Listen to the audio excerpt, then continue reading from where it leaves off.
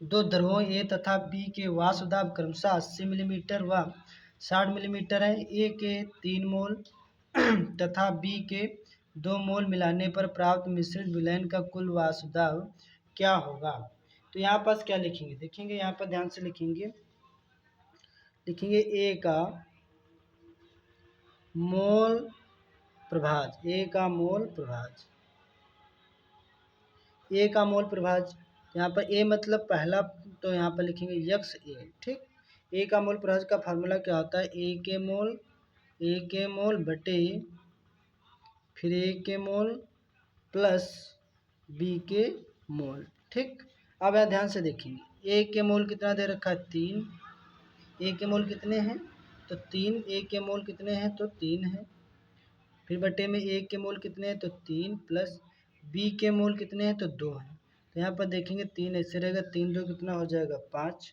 अब इस 5 को 3 से डिवाइड करेंगे तो यहाँ पास जब 5 को जब 3 से भाग देंगे तो पॉइंट लगाएंगे, 0 उतारेंगे, 5 छक्का 30। ठीक, तो यहाँ पास जो आंसर आ जाएगा, जो कहने का मतलब हो जाएगा, जो एक्स ए बराबर आ जाएगा 0.6। कितना आ जाएगा? 0.6 आ जाएगा, मतलब ए के मोल प्रभाज आ जाएंगे। तो इतनी बात समझ में आ गई होगी।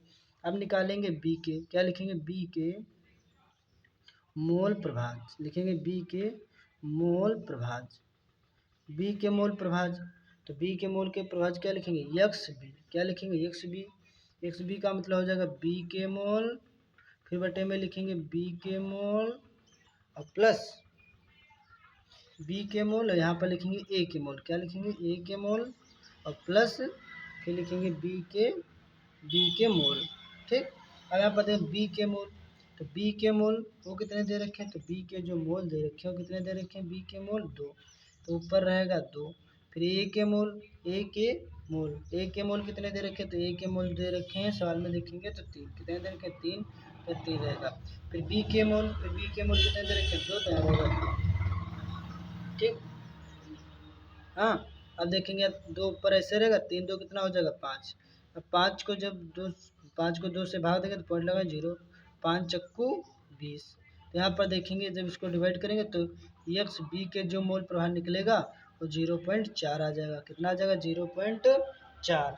अब यहाँ पास क्या लिखे? अब यहाँ पास इतनी सी बात समझ में आ गई होगी। ठीक, तो सवाल में कहा था मिश्रित विलयन का कुल वाष्प दाब ज्ञात कीजिए। वाष्प दाब मतलब पी ज्ञात कीजिए। अब सुनना ध्यान से, तो वाष्प दाब ज्ञात करने के लिए फार्मूला होता है राउल्ट के नियम से। क्या लिखेंगे?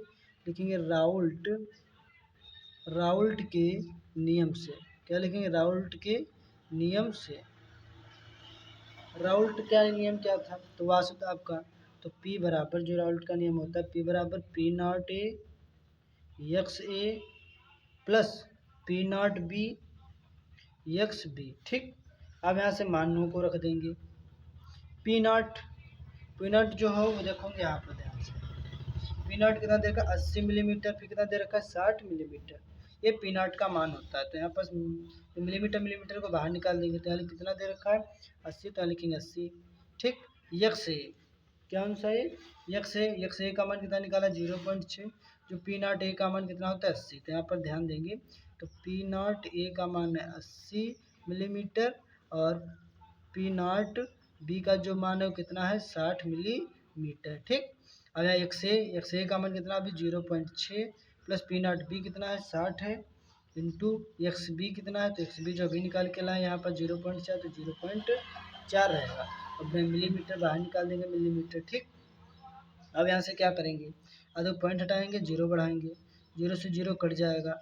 यहाँ से पॉइंट हटाएंगे, 0 बढ़ाएंगे, 0 से 0 कट जाएगा। 8 छंग हो जाएगा 48। ठीक, प्लस 6 चौक 24 मिलीमीटर। 8 4 12 का 2 हंसी चला 1, 4 2 6। 8 4 12 का 2 चला 1, 4 2 6 और 1 7 72 आ जाएगा। कितना आ जाएगा? 72 मिलीमीटर। तो यही हमारा क्या हो जाएगा? राइट आंसर हो जाएगा। तो ये जो है न्यूमेरिकल आपके समझ में आया होगा। फिर मिलता हूँ नेक्स्ट वीडियो में, तब तक के लिए आप सभी का धन्यवाद।